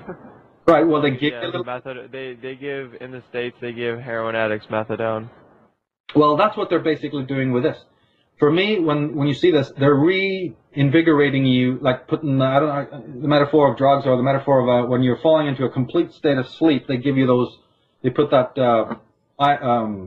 sulfur in front of your nose, and you wake up sort of again. Yeah, sulfur. So, yeah, exactly. That's what it is. It's reminding you, it's emboldening you, not enough for you to really get aware again. Although, believe me, some people do get very inspired by this. But on the whole, it's just, get out your popcorn, go and watch something here, fascinating, Star Wars, whatever, good versus evil, all the things we know that these movies contain. Throw in a bunch of great symbolism, alchemy, like the end of Star Trek 1, where there's this an amazing meeting of man and woman together, where they transcend and go in to become one. So there we have a concept. I hope the audience is familiar with androgyny. It turns up endlessly in movies. Very ancient, very powerful, ancient alchemical motif that is embedded in the unconscious. So at the end of that movie, they have this amazing scene where the male and the female literally blend together. You have exactly the same type of scene at the end of Dracula, Bram Stoker's Dracula, where when she cuts off the head of the count, he dies, and then she kills herself, and there's some sort of spiritual nucleation of the male and female, and then the last thing you see is this angelic, androgynous ascent, like a transfiguration taking place, you see. And you have it over and over and over again in various films, this concept of androgyny. And, I try to go list these motifs that they're using all the time. The tree of life, the red-headed woman, the red-dressed woman, the woman in the red dress, or whatever it might be, the checkered floor, you name it. These are there because they need to keep you somewhat archetypally, I'm looking for the word, like nutrients, or it's nourished. Right. Gotcha. To an extent, just so that you're not so malnutrited that you can't function, That's what it is. But it certainly isn't so that the whole world, they're itching to enlighten the world. Maybe you get that through another kind of movie like V for Vendetta. There are certain movies that do fall into the category. I'm not. Matrix, V for Vendetta. Yeah. I'm not, and even the Truman Show. I'm certainly saying that those are movies that are highly artistic, designed to awaken the aesthetic sense, certainly designed to turn you on to some greater, more metaphysical motifs. There's no doubt in my mind that that's the fact. But there are a lot of other movies as well that are doing the opposite. They're sorcery. They're there to inspire. They're an agenda from what's called the Dionysian cult, or the group that and you mentioned earlier that you watched My Age of Manipulation, so you know that I went into this in great detail, not to mention the more sordid satanic cults that are involved, but just in general this cult of Dionysus, whose job it is to put solar cult, androgynous celebs in front of us, the Mick Jaggers, David Bowies, who else? Jim Morrison, that kind of thing, and the even more ridiculous versions today. That's another version, again, to keep an iconic. These men, solar children, represent Mithras. They actually represent the very gods that these Illuminati adore. And when I mean adore, I mean worship. I mean really worship these guys. So they will make a little myth. They'll create a hero, like an Elvis or whoever, and that being will jump through the hoops in the very same way that you were speaking of Jim Carrey doing, will live out in his movies or his music or in some other even scenario, will live out the life drama of one of these potentates that they actually worship. Like literally live out the life of Horus, or live out of course it'll be in symbolic form. Sun symbolism in the case of Elvis, right? There you go. Right. Absolutely. And again, some of it happens autonomously, and the rest of it is very contrived. I'd say that now it's almost entirely contrived.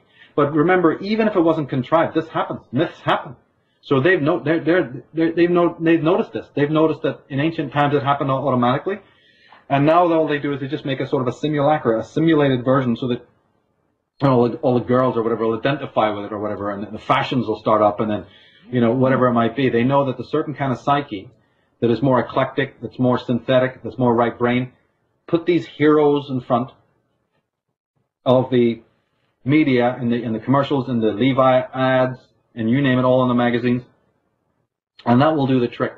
And people will have a faintest idea of what is being communicated by way of these advertisements for jeans or whatever it might be. It's just unbelievable when you get into it. And if you've seen My Age of Manipulation, you'll know that it's I think you said earlier yourself, it's such a huge field. How can any one DVD or presentation cover it? One of my biggest problems is people always emailing me going, "Oh, yeah, I wish you'd have talked more about that." And here's me, yeah, I wish I could have done. But there's only so many hours even I can stand up on a stage, but without dropping. It's just so lengthy, it's so in depth. And then again, I can't do it all. My point is to make a lot of, suggestions and show people the way. But, really they got to go up and do it themselves. I provided the information, I provided the sources. People need to get into it and really understand how this works, for two reasons. One is to take the power away from the sorcerer, and two is to use it yourself for positive reasons. I had a question for you. It's kind of maybe a little bit of a personal question. I see a lot of similarities in electronic dance music today and like ancient tribal sounds, and I was just wondering, do you personally listen to electronic music? Yeah, I like trance music a lot. I like the Orb and the Future Sounds of London, and Yes. even Tangerine Dream, and a certain amount of like a Vangelis, and even what's his name? Oh, there's so many. Yeah. Oh, I'm a big fan of trance music and like a lot more psychedelic, like the harder, you know what I'm saying, like almost like an infected mushroom. Yeah, and electronic. I like industrial. I like industrial music. Sure, I like it. In fact, I like any music that has that mantric rhythmic stuff. You know, whether it's in a more industrial metal type of thing or even more trance music. I adore that kind of music a lot. I listen. More symphonic. Well, I'm a musician. That's why I wanted to ask that question, because I heard the song that you played during the Free Your Mind with the symbolism, and you're like, you had the different pictures and one was going into another, and you can see the correlations through all these symbols, and that's what sparked my question. Yeah, I try to put as much of that music into my own documentaries as possible because I listen to it a lot, and it's very right brain, it's very stream of consciousness, and it's music that allows you to dive in, where you're more personally involved. It's not linear, and it's not a song necessarily with lyrics or a structured, sort of 3-minute song or whatever. So it allows you to go in there, and why I like it a lot is because I work so hard that if I play just 3-minute songs, yeah, you go stir crazy listening, even songs you really like. Yeah. Whereas if you put on the trance music, it's different every time. Every time you put that same piece on, you're hearing more in it, and it doesn't become as boring. Yeah, of course. Like you hear the different layerings of the different sounds and how always they hearing come different together. For instance, when I used to do retail, when working in bookstores and what have you, we'd always try to slip the trance music on when the boss was out, because then your day goes by faster. Because if you're listening to these very formulaic kinds of music, it becomes very monotonous, and you almost feel more tense. Yeah. That's Yeah. awesome. Well, hey, we've pretty much almost taken up 2 hours of your time, but it's been great, eye-opening, very inspiring. One other quick question I had easy to answer is, excluding your own work, just for the sake of the question, what would you say, if you had to narrow it down, would be the 3 most important books that someone could read? Well, certainly top of the list would be, in my eyes, I'd say that Dr. John Coleman. Any of his work is highly recommended. A book by Webster Tarpley and Lyndon LaRouche crowd called Dope Incorporated, because it specifically shows you the British connections of how America is run by the British oligarchy. That is a piece that is so important to know about. It not only takes you back to the time of the Constitution, what have you, but it also explains what's going on in today's world, who these presidents are, how they come to power, the kind of treachery. It also explains where these federal orgs come about and the world control from an American point of view. And why I say this is because Americans are usually quite well up to speed on that there is a conspiracy. They beat the world knowing that there's a conspiracy, but many of them have not made the transition yet to know how the British aristocracy factor in. They think they're free and the British has got nothing to do with it.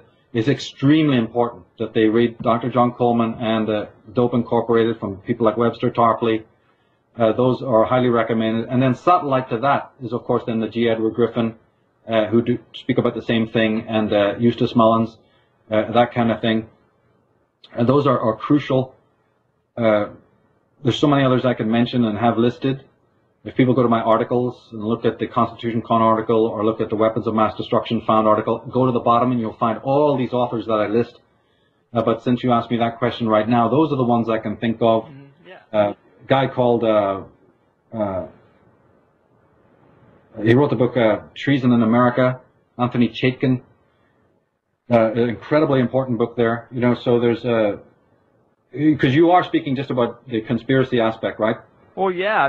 Just in your opinion, since you have such a much more broad understanding of all the material, be it symbolism, be it control, or even just historical hidden knowledge. If someone was really looking to dive in, where's a good jumping off point. I'm sure all those books are a great jumping off points. I would recommend my own work because I've tried to synthesize just for that very reason. Right. That's why I love your work, because you do that, and you also, you give your sources all the time, every time, and you, even in this talk alone, in this 2-hour talk, I'm going to have to go back. I've probably got 1,000 hours of material now to go and research just based on all the references to other work, which I think is great. I don't have that type of memory to be able to do that. Well, I just do it all the time. I don't really have a good memory either, but the thing is I just do it all the time. But you see, then if you say somebody was wanting to study the symbolism thing, I'd have a whole bunch of different authors for them. Say they were interested in the history of Christianity, the Templars, I have gone through all of this subject matter all my life and been able to synthesize the best of the best. I mean, actually by reading it. So, I read maybe 20 books a month, excuse me. And therefore, over the years, just by the simple act of doing that, you find out who is just utterly worthless or only half good and who's absolutely bloody marvelous, So say I was talking about Egypt or, or the Bible, then I got my Tony Bushbys and my Ralph Ellis's and Mustafa Gadalas and Ahmed Osman's, So it depends from which school you're coming. If you're talking more on the psychological aspect, then you have, different people to recommend and all of this. Symbolism, of course, is very, very important. So you have different people to recommend there. Judaism, the history of Judaism. I can save people, centuries there, by recommending things that they should read.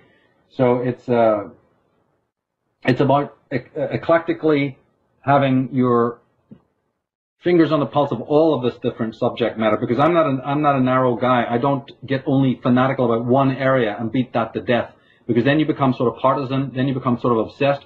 And by the moment that you do that, you're missing other key information over here that you may not be interested in. And this is also what's happening a lot in this movement.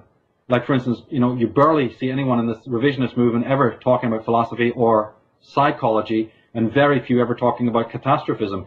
And they should be, and it would help their work to do so. When I first came into the movement, nobody was even speaking about Ireland and the incredible reservoir of knowledge that you get from studying the Irish Celts, not the Celts, but the Irish and then the Celts and so on.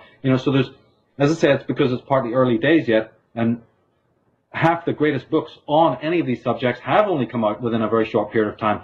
Remember I was saying about the healing and that we were in a short, early period of time? That's also corroborated by the fact that some of the greatest discoveries have only been made in about the last 20, 30 years. And even some people could argue within 20 years. Some of the great authors I would mention, their books have only been out, including my own, within a very, very short period of time. So again, even though there's been great champions before, it's only now, especially in the field of Judaism, for instance. Right now, we have many Jews themselves blowing the whistle on the lie of Israel and on the lie of, the Israelites. Jewish men, people I can mention and have mentioned. Actually, Jewish authors themselves, like Shlomo Sand and others, who are coming out from within these organizations and showing you, it's built on lies, it's built on mind control. There isn't any science to back it up, and the science that's been handed to you is bogus science. It's all propaganda, There's a huge propaganda machinery at loose in the world. So the one thing I will say is that, I do, in fact, read the books. I just don't read like a comment or two on some Amazon website or whatever. I really buy the books, I read them, I study them meticulously, and try to then summarize the best parts of the book. So if people go to my astrotheology site or the Irish Origin site and go to those appendices areas, they will see very detailed summaries of some great books, that would cost a lot for people to buy and a hell of a lot of time to read.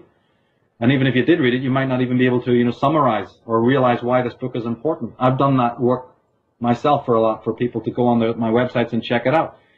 And on a little bit lesser level on the forum, I try to do the same thing, But that certainly does mean that I do have my favorite authors. There's some pretty standard authors that are absolutely crucial. I mean, absolutely crucial to know about.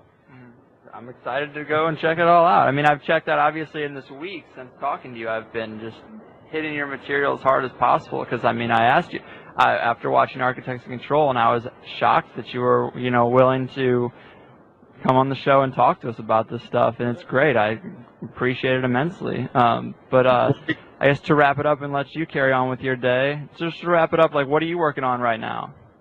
Lots of things. As I said, the Tree of Life, I'm trying to get that together. We're revising all of my 3 books, doing just a normal update on those, and various DVD projects, slowly working on those. I mean, a lot of online stuff. So it's unbelievable, you know, it's not a moment there's not even a moment to blink, you know, it's just such a busy time right now. Well, I really appreciate you coming on and doing this, because this is very educational for me. So I just wanted to say thank you.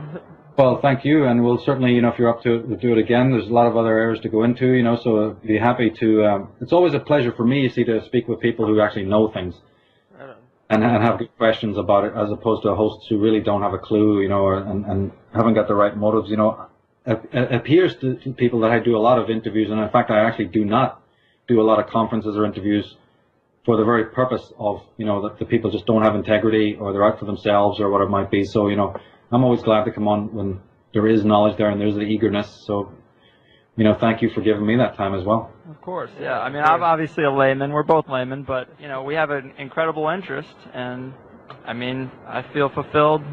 Of course. Well, see, I'm also a layman. I always maintain and say clearly that I am no expert on any of these things. The jury is always out. I could be wrong in everything. We're all in in fact, so much of my work is collaborative. People send me stuff on a daily basis, sometimes, you know, hundreds and hundreds of things a week. That's one thing. And secondly, I'm always keeping an open mind. I always think that, yeah, what I've seen and what I've learned, you know, of course, you proceed by assuming that you're right. Otherwise, you couldn't move out of bed in the morning. But you always keep the intellectual openness to realize that not only could you be completely wrong, but you need to always you always need to be actively thinking about the opposite position that you're taking. And I do that a lot. And I think a lot of people do not do this. They become obsessed, you know, but I don't. I'm very strong when I advocate what I believe to be the case. But I always personally keep an open mind to say, yeah, well, maybe that's completely the opposite. In fact, what is the opposite? Let me study that. And then, as I said, by going through all of these different books that come out, I'm also very aware of all the disinformation. I'm also very aware that if you don't do what I do and you don't help people go to the right sources, they're going to probably be swamped with all of this disinformation, because now that the Big Brother has understood that there's a gigantic movement throughout the world looking for this truth and digging deeply, they have unleashed their own robots through the publishing orgs to write books that apparently are also revelatory in nature. And this goes right across the board. I don't care if it's about Judaism or the Knights Templar or the Magdalene and the Grail and whatever else. And yet those books are loaded with disinformation to put you off on the wrong track. So it's my work is also very deconstructive in that way as well, is to point you in the direction of the great minds that you totally need to have in your library, but also to be kind of wary of those who are unleashed by the beast, so to speak, to have extremely high-level publishing deals. And this even goes for the media. This even goes for the type of shows that are now being produced on BBC and PBS in America that are dabbling into this occult stuff that Jordan, Maxwell, and others and myself have been dealing with for years and years and years. They're literally plagiarizing it, directly plagiarizing it, and then putting it on there with their own little goon, and then trying to tell, you know, going out to the millions who have never seen this before, and then believe that, oh, isn't it wonderful that the BBC have finally told us the truth about Jesus and the crucifixion or the cults of the ancient world. And that poor guy sitting there in suburbia hasn't the faintest idea that people lived and died and sweated blood to bring that knowledge out from the recesses of the underworld, you know. But now you click on your remote control and there's, you know, BBC doing it, or the Discovery Channel doing it. So that also needs to be taken in mind. I'm glad the information is out, better than not being out. But at the same time, it's the means by which it's coming out. Yeah. So you're asking me about, oh yeah, you know, you're a layman and you just have this radio show. It's crucial that people with integrity who will even have a person like me or Jordan on, you don't even know the good that you're doing. Because right now, our knowledge is being eclipsed and plagiarized and appropriated by the mainstream, who are doing it precisely so that people like us don't get our time on mainstream television. They're absolutely making sure that our voice doesn't reach the public. And one of the ways to do that is to homogenize the knowledge. I know it sounds strange if you're not familiar with this, but this is what they do. The mainstream plays a game. It walks in rhythm with you to find out. It always has its fingers on the pulse of what's happening in the underworld, because it knows that that's where the mavericks are. That's where, if those people were given 10 minutes of TV time, the world would change on its axis, man. So they cut you off at the pass, so to speak. So in order for me to have 2 hours to speak freely and openly and without censorship, on any public format is, to me, a very, very brilliant thing. It's not to be underestimated at all. So again, you know, you should feel good about that. It's the age of it, the age of the internet. It allows that to happen. Exactly. Well, anyway, guys, thank you very much again, and you know, anytime. Like this was amazing. Thank you very much. All right, thanks. Have a good day. You too. Best of luck with the show. You'll be able to get me a copy, right? Sure. Yeah, I'll send you a link when it's up. Thanks, mate. Okay.